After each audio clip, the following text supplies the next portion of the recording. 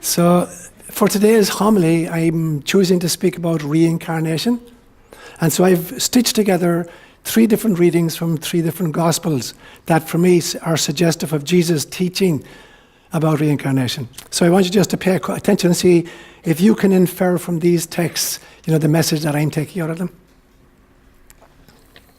First, from the Gospel of John. As Jesus passed by, he saw a man blind from birth.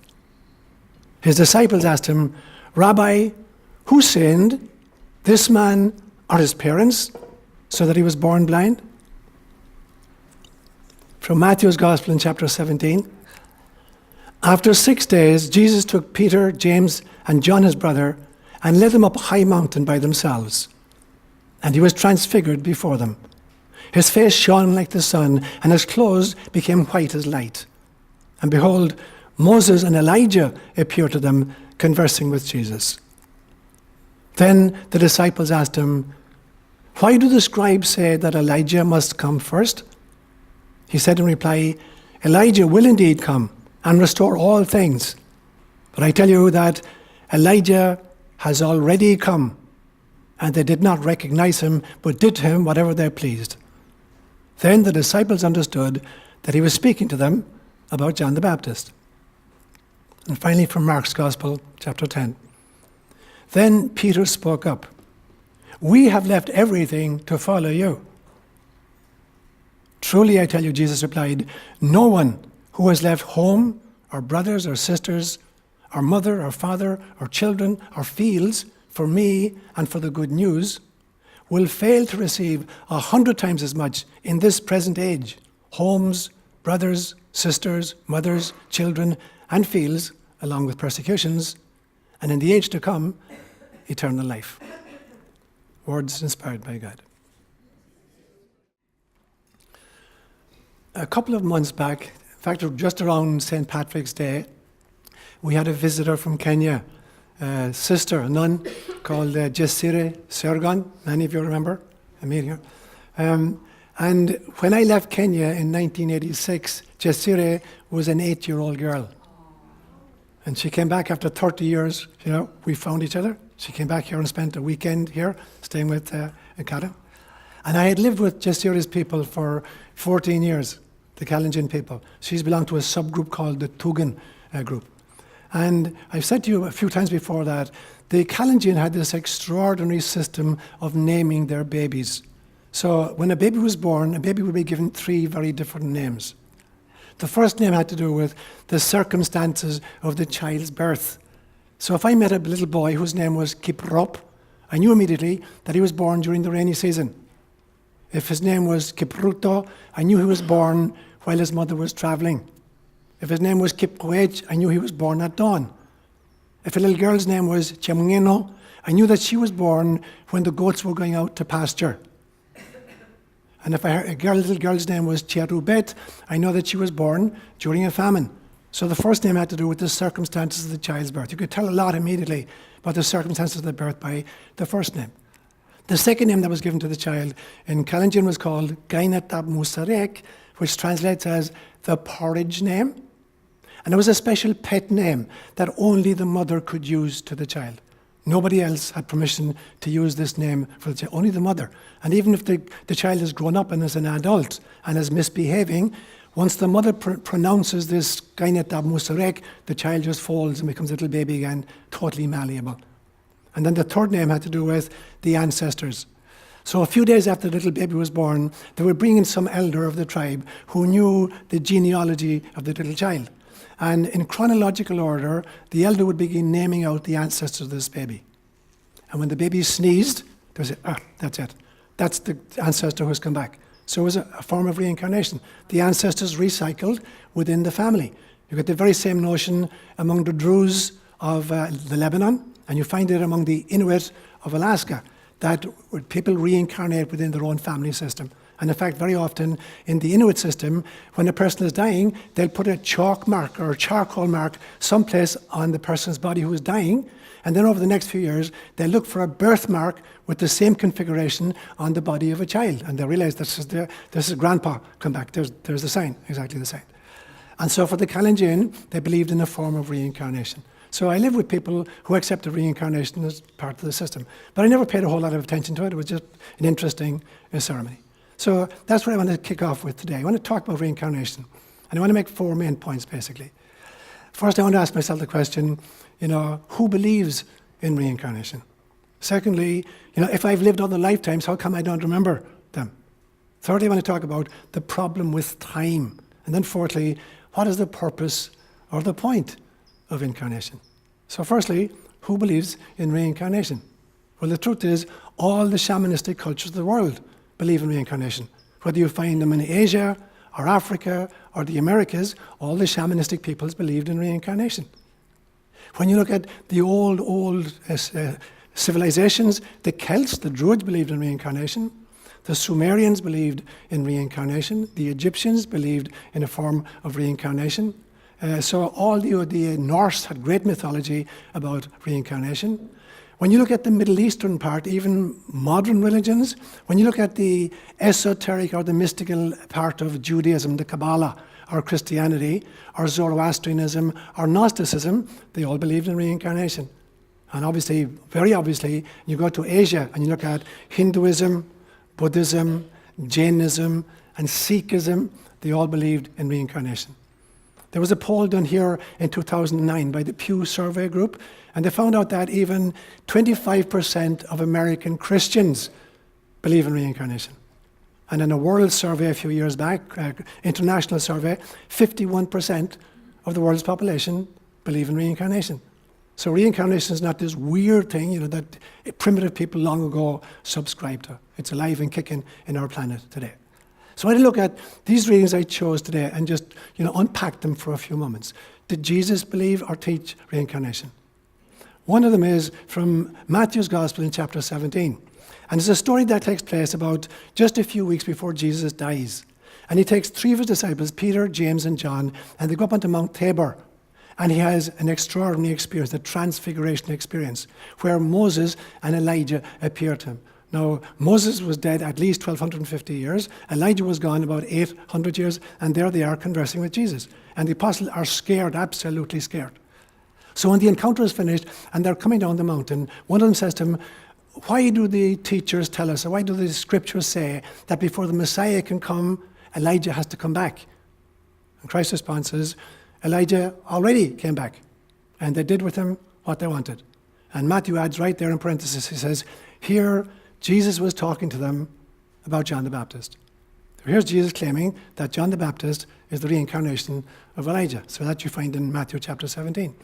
There's a great story in John's Gospel in chapter 9 where Jesus is coming out of the city of Jericho surrounded by his disciples. And there's a blind beggar called Bartimaeus who's sitting at the gates begging. And this man has been born blind.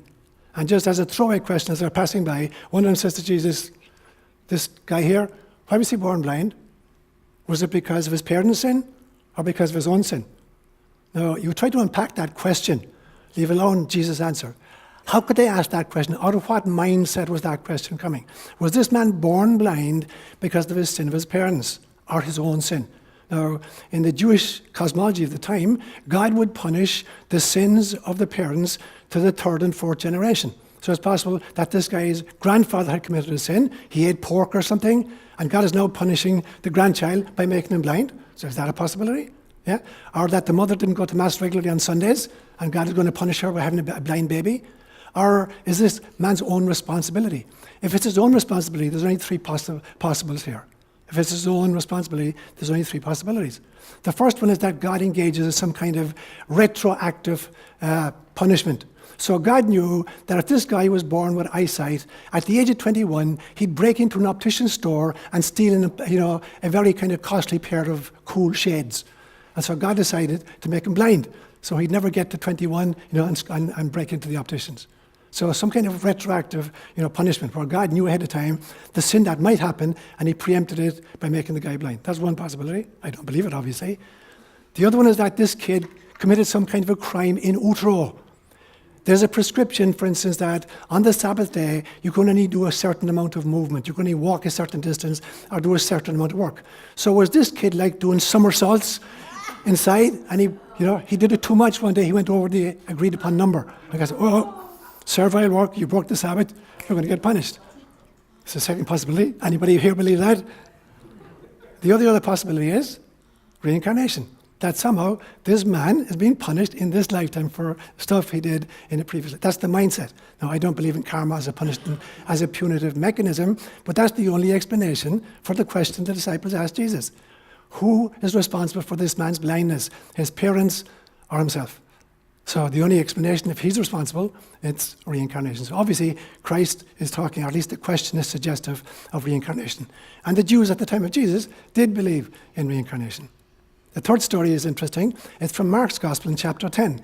And it's the story of the rich young man who comes to Jesus and says, "What must I do to be saved?" And Jesus says, "You know the commandments, keep the commandments." And the young man says, "Yeah, I've kept all those since I was a little kid. What else do I need to do?" And Christ says, "Okay, if you want to be perfect, leave your mother and father and come follow me." And the kid says, "Hey, really?" And looking at the state of Peter and James and John, they smell like all hell. Look at their clothes. I don't think that's for me. So see you around, dude. And then Peter uses the opportunity and says, "Look," he says, "we left everything to follow you. So what's in it for us?"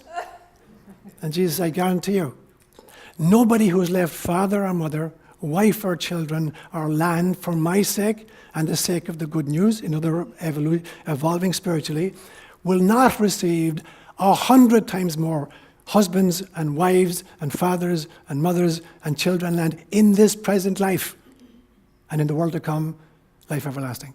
So he's suggesting two stages to the process. He's suggesting a reincarnational cycle where we come back again and again and again with different parents, different children, different gender, different kind of ethnicity, all these things again and again and again for the sake of the gospel. In other words, for the sake of aligning with the good news that God is love. And when you get that, we're off the karmic wheel, and then there is life after that. So very plainly to me, Christ is teaching reincarnation. Now, it was alive and kicking in the Catholic Church for 553 years. In fact, it was actually promulgated at a council in 451 AD. Reincarnation was promoted as a teaching of the Catholic Church. And then a weird thing happened around the year 550 to 553 AD. I'll give you just a very quick synopsis. The emperor at the time, living in Constantinople, is a guy called Justinian. And he's married to a woman called Theodora. And Theodora is a piece of work. Theodora was born in very, very, very low class, was a beautiful looking woman. And so she used her looks to kind of climb the corporate ladder. And finally, she became one of Justinian's concubines. He had many concubines. And finally, she worked her way up to being his favorite concubine. And then finally, she persuaded him to marry her and to make her officially his wife, which he did. But she wasn't finished yet. She looked back at the history of the Roman Empire and realized that many of the Caesars were regarded as gods. Julius Caesar was regarded as that somehow involved some interaction between the gods and human beings, and there was kind of demigods, and the Caesars were all demigods. She wanted to be a demigod. There was one problem. If you believe in reincarnation and you want to come back again and again and again, sometimes as a pauper, sometimes as a politician, whatever, this didn't please Theodora. So she persuaded Justinian to call a council. It's called the Fifth Council of the Church, the Second Council at Constantinople, in the year 553 AD, to ban reincarnation. And they invited the Pope at the time, Vigilius, to get behind them, and he refused. He refused to ban reincarnation, the doctrine of reincarnation. So they locked him up. And they held the council anyway, and none of the bishops from the Western Church were allowed to attend. Justinian and Theodora handpicked the group who voted on this, and they threw out reincarnation as a doctrine. So it was forced out. And in fairness to the Vatican, they actually objected to it being thrown out. So from 553 AD on, it was banished. They began to kind of edit the scriptures to take out any references that might clue us in. Now, the only way it survived, in my opinion, is that the doctrine of purgatory is a thinly disguised form of reincarnation. The notion that when we're finished in a lifetime and we're not fully enlightened, there needs to be some place or some period of purification before we can enter heaven. And so, in some senses, purgatory is the modern version of reincarnation that was thrown out, not by Rome, in fairness to it, but by the Emperor Justinian and the Empress Theodora in 553 AD. Which brings me to my second question. If then we've been around before, How come we don't remember any stuff? So I was born on the 8th of October 1946. Basically, I've had 3 meals a day, 365 days of the year. Sometimes you wouldn't get that to look at me. But on my 71st birthday, which will be October the 8th, 2017, if I add 10 days to that, on the 18th of October 2017, according to my calculations, I will have eaten 77,777 meals. Now, if you ask me, how many of those meals do you remember? I don't know. Maybe the ones I ate at Nancy Hannibal's house. That's about it. I can't remember the others. I can't remember over 77,700 of them. But does that mean I didn't benefit from them? Of course I didn't. The reason I'm fat and sassy is that I ate 77,777 meals. And so even though I have no recollection of most of them, I benefited from them. You look at your own lifetime, and you tell me how many memories you can recall from the first 3 years of your life. Of the thousands and thousands and thousands of experiences you had in the first 3 years of your life, how many can you recall? I would warrant maybe 5 or 6, if you're lucky, 5 or 6. But they were the most formative years of your life. This is what determined your personality. So the fact that you don't have cognitive recall over the details doesn't mean that they weren't effective. Memory is a very, very strange thing. If I say to you right now, where were you on the 23rd of November 1963? How many can remember? Nearly everybody. It was the day JFK got assassinated. Almost all of us could say, I know where he was. If I said, that was 54 years ago. If I said to you, okay, where were you on the 18th of January 2004? Any takers? That's much more recent. That's only 13 years ago. So how come we can remember an event from 54 years ago, but not something that happened just 13 years ago? Because memory is a very strange thing. We don't recall everything that happens to us. And so when people say, if you really had a past life memory, you should be able to tell us all of the details of the life, and you should have all the details accurate and correct. If you apply those 2 criteria to this life, you say, life is only real if you can remember everything about it and all the details are accurate. How many of you remember all the details of this life and all the details are accurate? So this life obviously is made up as well. So that can't be real. How many times have you attended family gatherings where you're talking about the good old days? And somebody says, do you remember when XXX? You say, no, gee, I don't remember that. You do, you were there, Patricia. Don't you remember you were there? I don't remember that. Or you say, you remember Daddy said this? And somebody says, no, he didn't say that. Here's what he said. So if something is only real, if a life is only real, when we can remember every single occurrence in it and be completely accurate in every detail, then this life also is made up. It's not real. So what makes a past life memory real? If it is transformative. If something I pick up from the past, and it may be only a detail from one lifetime, if I pick up something which allows me to get rid of a phobia I've had since birth, like fear of drowning or something like that, if this past life recall gets rid of the phobia, or much more importantly, if the realization that I was in all genders, I was of all ethnicities, I was a member of all religious movements throughout history. If I can remember those things, how could you be prejudiced at this stage against anybody or anything? You could not possibly be prejudiced if you were to remember even a small smattering of the previous lifetimes in which you've lived. So for me, that is the arch criterion. If a memory from a past lifetime has that kind of transformative ability, then it is real. It is totally real. So that for me is the great test of it. So finally I want to use the image of hardware and software. Remember the old, Don will remember this completely, Don, the old 64K Mac? Do you remember the old 64K Mac? Little box? Was it a 64K? It's too small. 128K? 128K, okay, 128K. So this tiny little box. And you had me sticking floppy disks in and out to try to drive programs.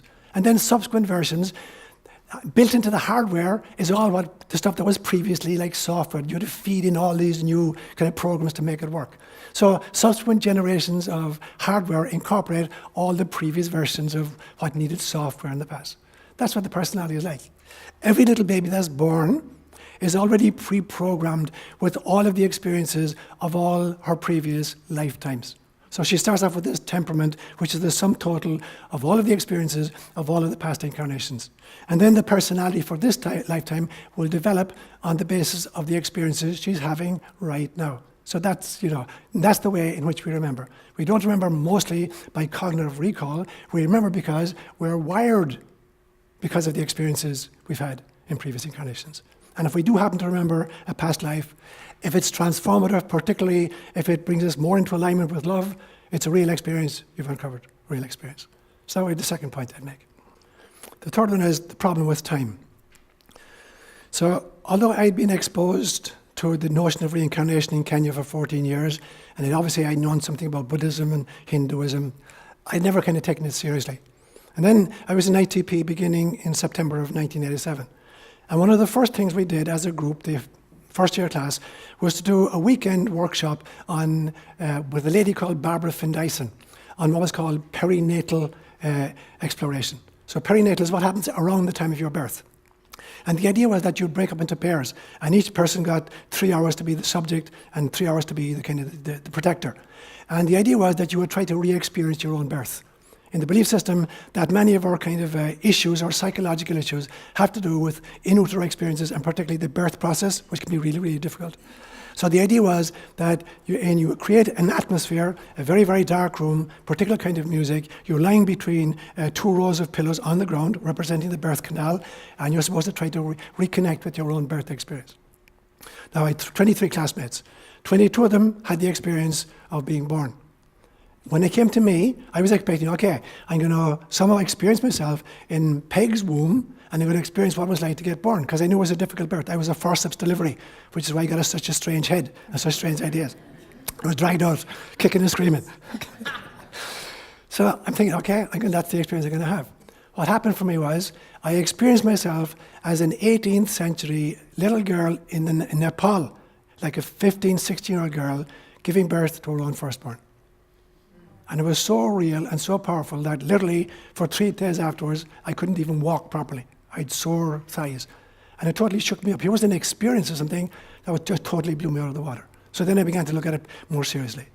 And then through another hypnotic regression that I did in 2006, and through self-hypnosis on several occasions, over the course of the last 30 years, I managed to kind of reconnect with 7 important lifetimes. Yeah. And just in any which way order, I knew I had a lifetime as a druid in Ireland around the time of Christ. I had a very powerful experience being an English woman in the 13th century on a very sunny day, just looking at her baby inside in the crib, and I could see exactly how I was dressed, and just being in adoration of my little baby. That was another one I had. I had an experience of being a fisherman around 1900 on the west coast of Ireland and drowning as a young man.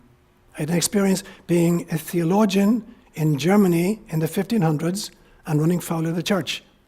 I had an experience of being in Italy in the 1700s, again as a theologian, and getting drummed out because of my belief systems. And the last one, which was a really powerful one for me, an experience of being a young Russian soldier dying in 1944 in the process of liberating a concentration camp. And I finally went out to check it. I didn't believe that there were any concentration camps actually liberated in 1944, and I found that there were, as the Russians were moving westwards. And this one particularly was a concentration camp consisting of only women and children, and being killed in the process of liberating it. And I subsequently checked out. I had never heard of this place before, and most of you won't have heard of the name of this concentration camp. And so over the course of 30 years, I've recalled a whole bunch of these stuff. But the interesting thing to me is that they didn't happen in chronological order. It's not like I had the Druid experience first and then followed all the way through up to the 1944 episode in chronological order. They were totally all over the map. Because you step out of time when you step out of incarnation. And the only image I could come up with this morning when I was thinking about this was, in the 8 years that I was in the seminary, I did a lot of acting. I loved acting. And so every year I took part in at least 1 or 2 dramas. We did a whole bunch of stuff. And I remember, for instance, the very first one I took part in was HMS Pinafore. You know that one? Yeah. Gilbert and Sullivan. And that was first performed in London in 1878. I took part in an Irish play called Juno and the Peacock by Sean O'Casey, which was first performed in the Abbey Theatre in Dublin in 1924. I took part in The Mousetrap, one of the longest running plays of all time, which was first performed in London in 1954. I took part in Othello, which was first performed in 1603. I took part in Death of a Salesman, which first performed in 1949. I took part in a play called Hadrian IV. It was the story of the only English pope who flourished around the year 1154. And so here I am in chronological order taking part in a whole bunch of plays, but the chronology of the plays is all over the map, and it didn't matter a damn. What I was trying to do was, apart from entertaining people, was develop my acting skills. So it didn't matter particularly what sequence, I took the plays. Every one was an opportunity to try to grow as an actor. And that's the same with lifetime. Lifetimes don't have to go in chronological order. When you step out of time, the next time you incarnate and you sit down with your, to make a preconception contract with your group and decide, what kind of body am I going to be born into? What culture? What time in human history? I might decide that the most growth possible for me the next time round would be in the 13th century as an African slave girl. And so I insert myself into that period of world history, because time doesn't exist once you step outside of this tiny little laptop that we carry between our ears. And so time is really, really, really malleable when it comes to these things. So that's my third point. So the fourth point then would be, what's the point of it all? What's the point of life? Life, I obviously believe, is the opportunity for the soul to grow into enlightenment in the course of incarnation, while wrestling with the illusion of being separate from God, separate from each other, and separate from nature. And it's not a lesson that we can just do one time off. So that's the whole purpose. So the twin poles of that evolutionary trajectory are karma and reincarnation. Karma is not a punitive mechanism whereby I'm punished in subsequent lifetimes for sins I committed in previous ones. Rather, it's like an IEP, any of you remember in school, individualized educational program. You have a kid in school, and you get the parents together with the child and the school psychologist, and the teachers, and you plan a curriculum which ideally suits this kid's abilities so that the child can maximize their performance. That's what karma is. It's an IEP created for each soul so as to maximize its learning potential. And reincarnation, the other pole of it, is like moving from grade to grade to grade. We start off in kindergarten and we wind up in postgraduate studies. And in between, we're moving from classroom to classroom. So the twin poles of the evolution of a soul are karma and reincarnation. And karma, again, is very often misunderstood. We tend to use the words like fate and destiny as if they're karma. They're very, very different. Fate is the realization, as soon as I become self-aware, fate is the realization that the hand I was dealt in this lifetime is precisely the hand I planned before I came in. Fate is not this inevitable outcome, I can't believe God did this to me. Fate is the realization, oh my God, I wrote to Santa Claus, I asked for X, Y, and Z, oh my God, I got X, Y, and Z. Fate is the delight in the realization that the hand I got, whether it's a crippled body, a genius intellect, being born into a despised minority, whatever it is, this is precisely the hand I planned. Wow, I can't believe it. That's my fate. Destiny is how I play that hand. Destiny is what happens at the end of the incarnation. I look back and say, how well did I play my cards? Did I curse my luck, or did I optimize? Did I make lemonade out of the lemons? Because the destiny at the end of an incarnation determines what happens in between, and it creates the fate of the next incarnation. So they're like the twin poles of it. So it's a movement from going from free will to freedom. And there's a big difference, I've said many times. Free will is the ability to do as I please. Freedom is the ability to do as pleases God. So the only truly free person is the person who's acting out of love again and again and again. To the extent that I'm exercising free will, but not doing it out of love, I'm actually incapacitated. I'm addicted to some form of self-abuse. And so moving from free will to freedom, and moving from self-concern to compassion for others, that's the whole objective. And in that one, karma and reincarnation are the great kind of ways of doing it. But even God is benefiting from this exercise. I'll finish with this example. God herself is, there's only one way God can surprise herself. If God is omniscient, what's the joy if God played Jeopardy? Since God is omniscient, she's going to get all the answers right every time and win the prize every time. What fun is there in that? So is there any way in which God can surprise himself? There is. By fashioning a creation and endowing some of the creatures with free will. You have no idea, neither does God have any idea how it's going to turn out. They can even despise or disobey or claim that their creator doesn't even exist. How much love and how much patience, how much curiosity and how much excitement is there for God to create a system in which she could be radically disobeyed and have no idea how it's going to turn out. And she created a universe that we know of, at least, in which that's the case. God has no idea how this is going to turn out. It could blow up in our face. But the excitement of doing something to which there's not a finalized outcome is extraordinary. So if I were to put it kind of succinctly, I would say that, in some senses, here is this omniscient all who self-fractures into an infinity of holographic fractals, each one of which contains within itself a miniaturized version of the whole. And that's God's kind of great excitement. Every single one of us is a holographic fractal of God. We're just scaled down in size. That's what we do. So I leave you with a final metaphor that I've used before. Imagine a hive of bees with 30,000 members in it. And imagine that they had to try to operate as a unit. So every morning, they cluster in this big, big ball of flying bodies. They grab together and they try to get out of the hive to get at the local flowers. And even if they squeeze out through the aperture, and suddenly there's this little flower, and they all try to land on the flower is going to wilt because it's too heavy. So what do? They break up into 30,000 members, and they go off in different directions.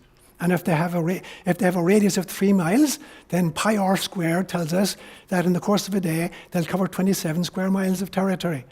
And they come back, they land on hundreds of thousands of flowers, and they bring back not just nectar, they bring back stories.